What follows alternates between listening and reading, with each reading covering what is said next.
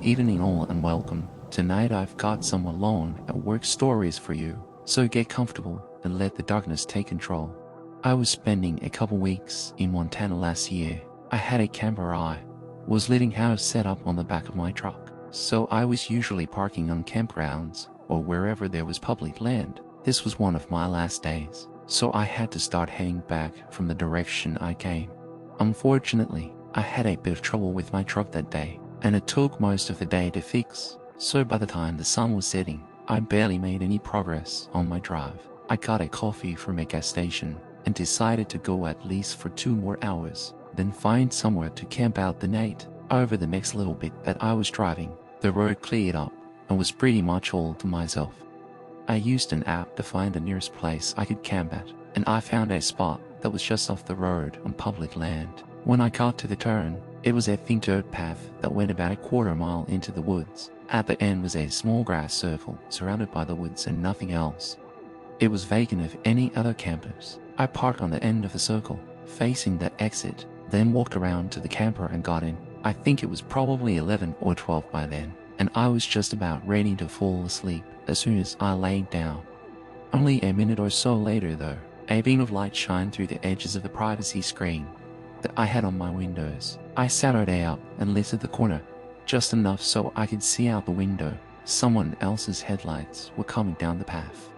As they got closer and up to the end of the path, they slowed to a stop. It looked like they saw me, and maybe didn't want to camp at the same spot, but instead of turning around, they just stayed there on the end of the path. I could see that it was a truck, pretty old looking, with rust all over the front bumper, but the headlights were too bright to see much of anything else. Since they were still on the path too, their truck was facing directly at me and blocking the whole way out. Something about this felt off. It was just a gut feeling, I guess. But after a few minutes of them sitting there, I knew I wasn't going to be able to sleep here. I folded up my bed and got up before I could leave the camper and get into my truck though. One of their doors opened. I looked back out the window. They had turned their headlights off and 2 men were standing outside in the dark. They began walking toward my camper and I could only see the outline of something in their hands. I covered the window again and listened to their footsteps approaching. They were trying to be quiet, carefully walking around my truck until they both suddenly stopped. It was like they suddenly knew somehow that I was awake. "Hey, can you help us? We're just in need of some directions. Can you open up?" I was terrified now, and from their voice, I think they were drunk or something, so I had no idea what they were capable of. I snuck a look out one of the windows and could see one of them right up against my truck, holding a type of crowbar, sledgehammer, or something similar that confirmed their bad intentions. But I still had no way to leave without getting out of my camper and into my truck. One of them walked up to the door, scraping something against it and pressing into it, definitely trying to pop it open. I don't know why I was still trying to be quiet, as if they didn't know I was inside, but I put my legs against the door, trying to hold it in place. Then, completely out of nowhere, there was a gunshot. Not from the men, though. It was from farther out in the woods that was surrounding the area. Both men stopped for a moment, then sprinted back to their truck. Within 30 seconds, they were gone. I still had no idea what that was, but I knew if I was going to leave, that was my best chance. I fled from the camper and straight into the truck. I did a quick glance around as I started it up, but didn't see anyone in the woods that had fired their gun. I drove down the path and onto the main road, stopping an hour later at a relatively busy truck stop. What really happened back there is up for debate. Honestly, I think that by some miracle, a hunter or someone camping had been close by and saw what was happening, so they fired a warning shot to save me, considering how remote I was. Though, it's just so unlikely that I can say for sure, but it's really the only thing I can think of. If not for it, though, my truck and camper would probably be anonymously listed on Craigslist right now, and I probably never would have been seen again.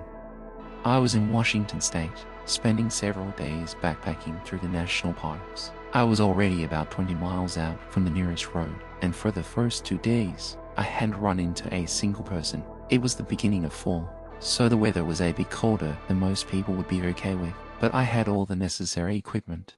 Anyway, in the morning, I got up and made a quick coffee over my pocket stove. then headed out to the next campsite. It was 6 miles out, which in the mountains is a pretty far hike.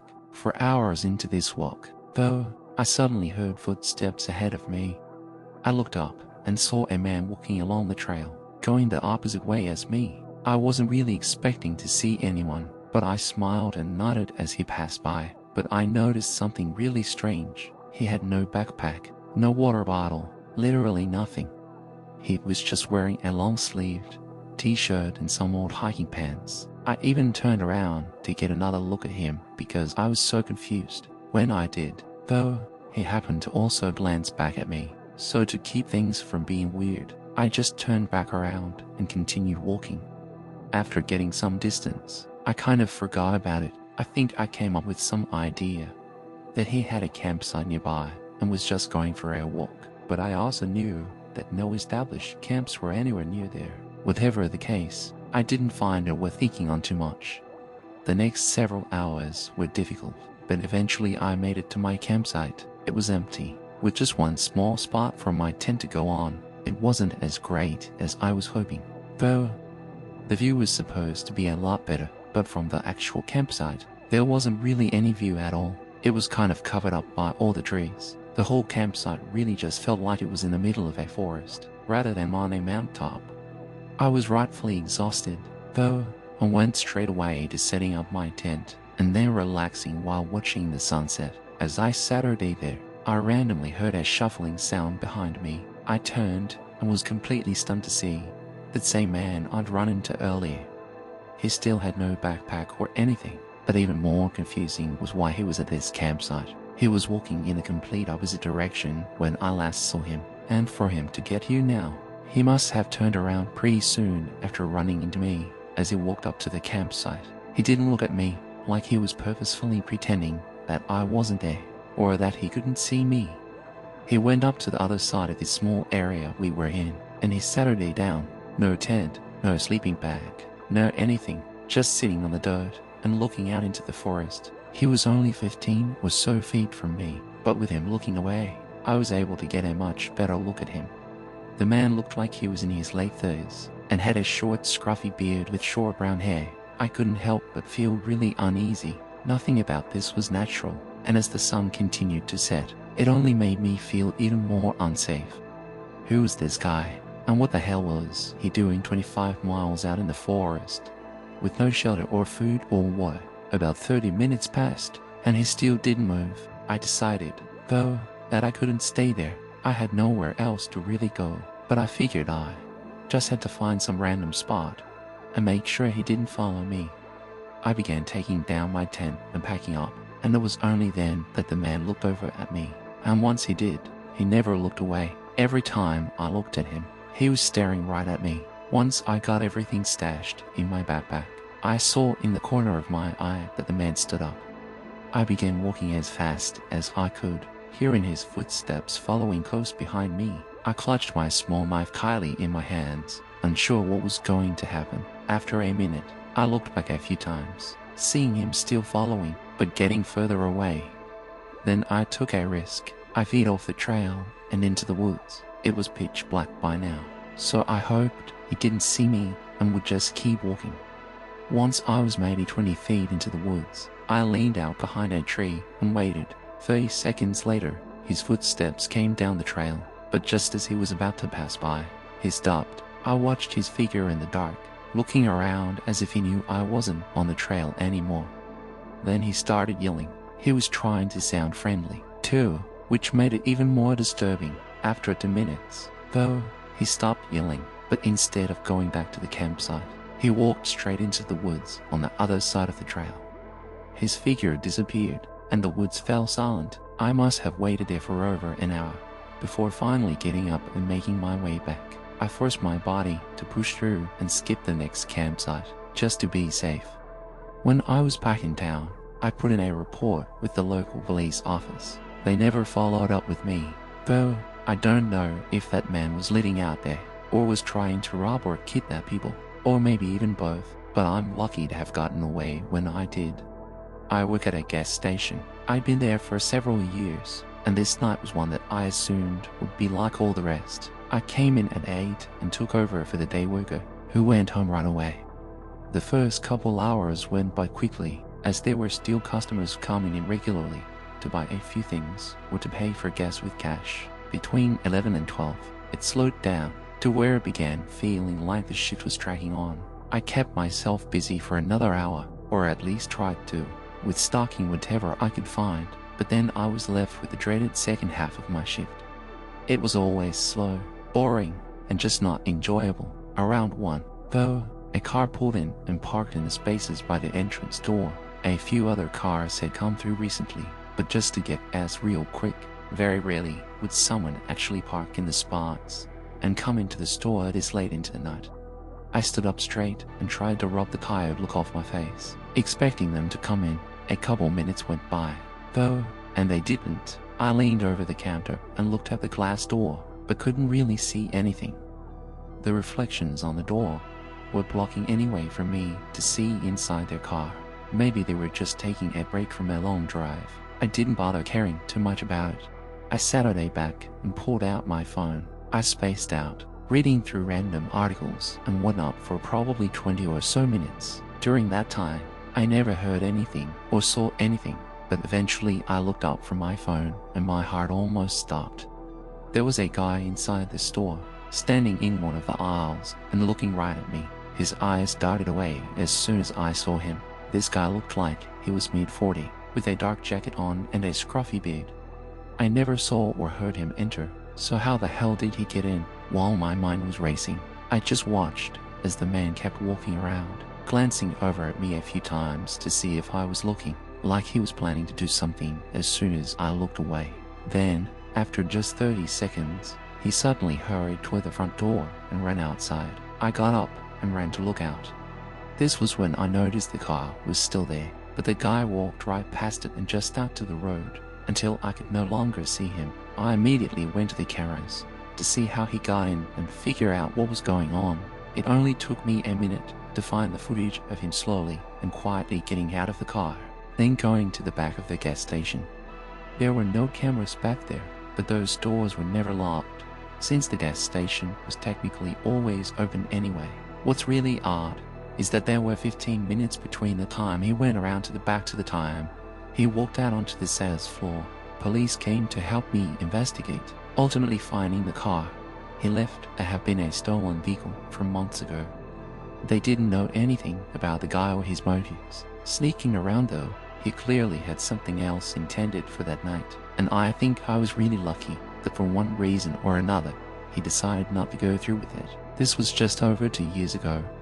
My name is Jake, and before this I had no camping experience whatsoever. I really wanted to get into it though, and the only way to get into it is to go out and do it. So this was my first camping trip.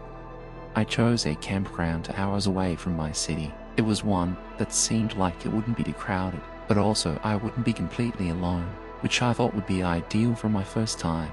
I drove up there and arrived at the trailhead around noon, then hiked for another few hours before getting to the campground. There were a few park-style benches and a couple ground-mounted barbecue grills around the site. A few short trails split off and went to smaller campsites, where some other people had tents set up. I went down one of these trails and put my things down, then spent the next hour getting my tent set up correctly and making sure everything was working properly. A few people were in the middle area, using the grills and chatting. I'm not a super social guy, so I didn't feel comfortable inserting myself into the group. But a half hour later, a guy walked down to where I was set up and invited me to hang with them. It was a nice gesture and he seemed cool enough, so I went with it. I followed him up and met a few of the others that were camping here. Everyone was cool, so I hung around for another hour, but after that some people split ways. I said goodnight to everyone and headed back to my tent as well.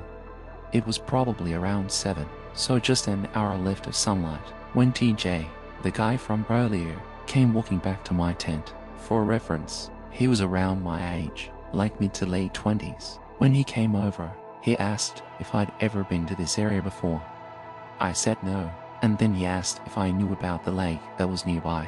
I said no again, and he immediately started telling me about this amazing hidden lake that nobody knew about, and how it was a super cool spot, and that he was going to head there if I wanted to tag along. Again, It seemed like a friendly gesture, and honestly I was super intrigued. I tossed my stuff back into my tent and left everything there, then followed him. He said it was a 10-ish minute walk through the woods, so we definitely had enough time before sunset. From the campsite, we followed this really thin footpath through the trees. It wasn't a defined trail at all, but it looked like it had at least been used a few times before. 10 minutes passed though, and there was no lake in sight. TJ also got weirdly quiet. Before, he was very talkative and charismatic, and now he was suddenly giving one-word responses. He also kept looking out at the sunset, and while he could have just been trying to make sure we had time, something in me felt like he was doing the opposite, like he was waiting for the sun to go down. After 20 minutes of walking, I started putting some distance between us. I wasn't so sure anymore about what this was, but I could feel my adrenaline kicking in, so I guess my body knew. The sun was just barely lighting up thin rows of light through the trees, and it felt like the forest was so quiet all of a sudden. When I thought I had a chance, I turned and tried to quietly run back the way we came, but he immediately noticed. He called out once in a nicer tone, as if still in character as my friend, but then he quickly turned to frustrated yelling, as I could hear him sprinting behind me. There was probably an entire minute of him, yelling and chasing me through the woods, before I could hear his steps slowing down. Then I heard a loud metallic thump right behind me. I looked back for a split second, seeing what looked like a knife ricocheting off a tree a few feet from me. I guess it was his last-ditch effort to stop me. After that, I lost him. I got back to the others and tried to tell them what happened, and one of them called the police for me. TJ, or whoever he was, never came back. In fact, everyone said he was already at the campsite when they got there, and after a bit of looking, he didn't even have a tent anywhere. He probably targeted me, though, because I was alone, and he knew I hadn't had much hiking or camping experience. Thankfully, I didn't have to find out what he had intended for that night, though, because if I had, I probably wouldn't be here. I was camping in Utah for a small weekend getaway. It really was nothing special. I'd hiked up to a small lake and was only going to stay it overnight. When I got there, it was more crowded than I was hoping for. I mean, there were two groups near the beach, so it wasn't flooding with people or anything, but it definitely wasn't quiet either. Around 5, though, both groups started packing up, and within an hour, they left the area. With only an hour left of sunlight and having the beach to myself, I quickly changed into my swimsuit and jumped into the lake. I was only in there for like 10 minutes, not too long at all. When I looked back at the campsite, the woods were calm and the sun was setting over the trees. But past the beach and a little ways into the forest, a person was watching me. They were too far for me to see much, but it was definitely a man, and they were definitely looking at me. As soon as I caught them looking, they turned their head and walked further into the trees. It was too creepy for me not to get a little shaken up. Was it just a guy from one of the groups that maybe forgot something? Or maybe a hiker that I happened to catch looking over at an awkward time? The way they were just stopped and standing there, looking directly at me, was still super unnerving. I walked back up to the beach and over to my tent, dried off and kept my head on a swivel, scanning the forest for that man. I cooked up a small meal and continued to look around for him. A whole hour passed and there were no sightings, so I figured I was good. I stayed up fairly late, at least a couple hours after sunset, mostly looking up at the stars and resting. It sounds boring to just sit there, but it's actually really nice. After a while, I got in my tent and laid on my sleeping mattress. The hike up must have made me tired, because I fell asleep quickly as soon as I woke up, though I fell off. I didn't know why. It was the middle of the night and pitch black inside the tent. All I could hear were the insects chirping outside and a calm breeze blowing against the walls of the tent. I kind of just lay there for a while, maybe like 30 seconds, as my eyes were open but completely unable to see anything. Then my eyes started to adjust a little. I could see faint outlines of the things inside my tent, and as I moved my eyes around, they fell on the zipper. The tent flap was open, and between the opening, there was a shape. I must have stared at it for a whole 4 or 5 seconds, as my heart rate spiked, before my vision became just clear enough for me to make out a pair of eyes looking into mine. My adrenaline flooded through me, and my instincts took over. I grabbed my kind of bear spray that I had laying next to me and shot it right at the opening. They yelled, and I could hear his footsteps moving away from the tent. As I started tearing up and coughing, I fumbled through my backpack to get my pocket knife. Then I jumped out, fully prepared to fight for my life, but the man was gone. I didn't even know which direction he went or anything, but I didn't waste any time. I hurried to gather my things and used my handheld GPS to lead me back to the car without having to take the trail. I called police to come out and take me home because by then my eyes were burning from the bear spray. They didn't find anything, but I don't know how much they searched. Whoever that was and what they wanted, I honestly couldn't tell you. With the image of that guy staring into my tent burned into my head, I won't be out camping again for a long time. This was a long time ago, when I was 13. It was summer. I spent pretty much all day playing on my PS3 or watching whatever was on TV. Sometimes I'd go outside or hang with some friends, but it was raining this day, so I was hunkered down inside. My dad always worked until 10, and my mom was a nurse, so her schedule was all over the place. Most of this day, I was playing on the PS3, but around 7-ish, I went to the kitchen to make food. While I was in there, a knock came at the front door.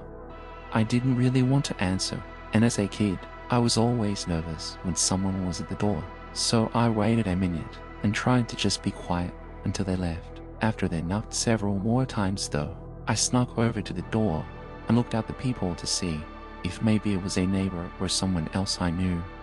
I was really confused though, and kind of alarmed to see a police officer. He was standing on our porch, looking around and waiting for me to answer, and now I felt like I had to. I opened the door. It was still cold and rainy outside, and the officers was drenched. Being a kid, my eyes were immediately drawn toward the gun on his hip, and overall, I just felt scared, or like I was in trouble. He asked my name, then reassured me that everything was okay, and I didn't have anything to worry about. He then smiled, as if trying to keep me calm, but his teeth were noticeably white and yellow, which then got me to notice how overall unkempt he looked. Like, usually cops were well put together, so this was really off-putting. He definitely noticed my hesitation though, because he tried to speed up the conversation, saying he needed to search the home. I was terrified and confused, but I knew something was wrong, and that's when I noticed that there was no police car by my house. Especially with it raining, all these red flags piled up, and just as he was starting to step forward, I slammed the door and locked it. He didn't even try to say anything else. He immediately slammed something against the door, hard enough to shake the entire door and push me back a little. Thinking the door would give out, I ran to the home phone and dialed 911. I was freaking out so much, I'm surprised the operator even understood a word I said. The guy outside didn't give up the whole time though, and was even there still, banging on the door. When the actual police showed up, I heard him trying to convince them he was a real cop, but obviously that didn't go well. He was taken in, and initially, my parents didn't tell me much about the charges, probably for my own safety.